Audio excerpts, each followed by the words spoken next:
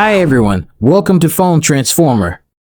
In today's video, we are going to show you how to install NFC on a non-NFC phone.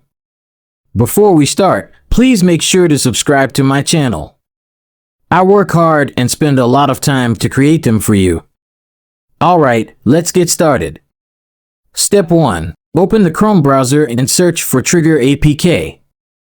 Trigger is an app that allows you to use NFC tags to trigger actions on your phone.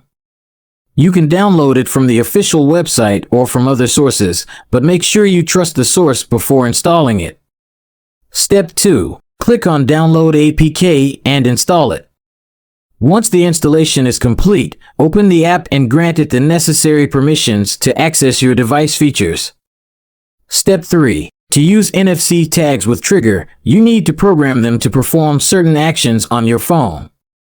For example, you can program a tag to launch an app, change a setting, or send a message. To program a tag, follow these steps. Tap on the plus icon on the bottom right corner of the Trigger app. Choose the type of trigger you want to use.